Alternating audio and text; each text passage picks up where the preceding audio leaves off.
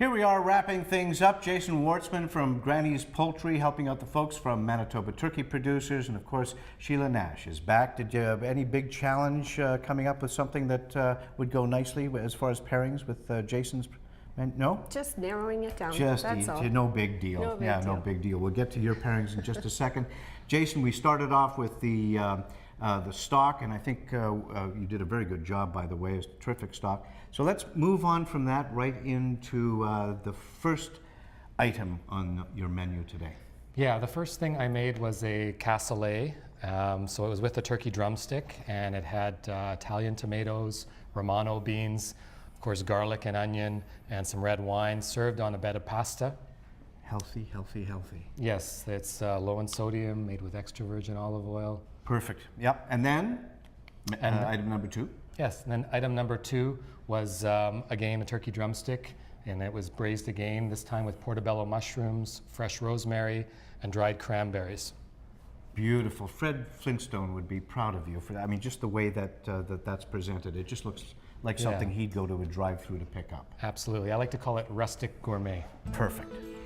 The recipes for this show and the complete series of great tastes are available at Manitoba Liquor Marts online, on the Food Manitoba website. All right, Sheila, what have you put together for the great dishes, the turkey dishes that Jason made?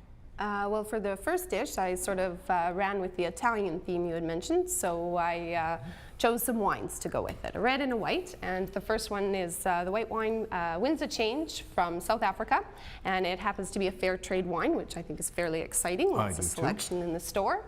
And this particular one is primarily Chardonnay, which we all know can have a little bit of weight behind it and holds its own with food very well, but it's got a touch of Viognier in there, which is beautiful. It gives it a little bit of acidity, and I'm hoping to really complement the acidity in the tomatoes of the dish as well. And now you mentioned that some bottles will actually say no oak or not oaky or... Chardonnay, in the last few years, for sure, we've been seeing terms like unwooded or unoaked right on the label, and that's just telling you it's going to have a lot more fruit up front. Right. And then we move along to a red wine. Yes, going back to the Italian theme, I went with Barria Cotabono, and this is from the Chianti region, of course in Tuscany, and primarily Sangiovese grape varietal. So it has a little bit of weight behind it, but again, I'm complementing that acidity. There's some nice acidity in that wine, and it'll hopefully cleanse your palate nicely with the cassoulet. Okay, I'm looking forward to what you've put with the portobello mushroom dish. The portabella and cranberries was really kind of when I decided to play with a little bit, and so I chose to start with a red wine, and it's from Argentina. Another fair trade wine, primarily Malbec, a very popular grape variety in Argentina for sure.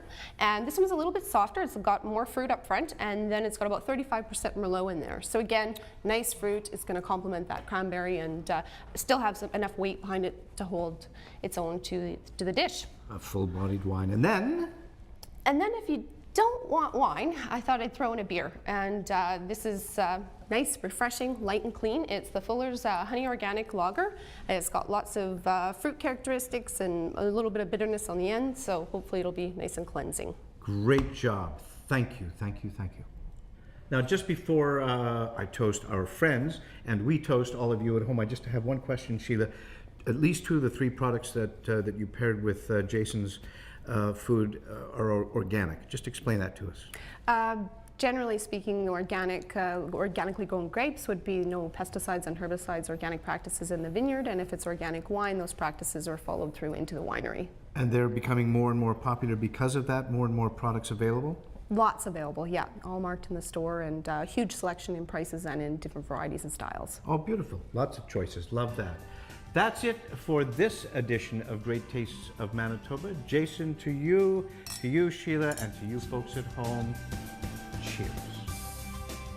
Great Tastes of Manitoba is presented by Manitoba Liquor Marts. Great Tastes is produced by Hummer Productions.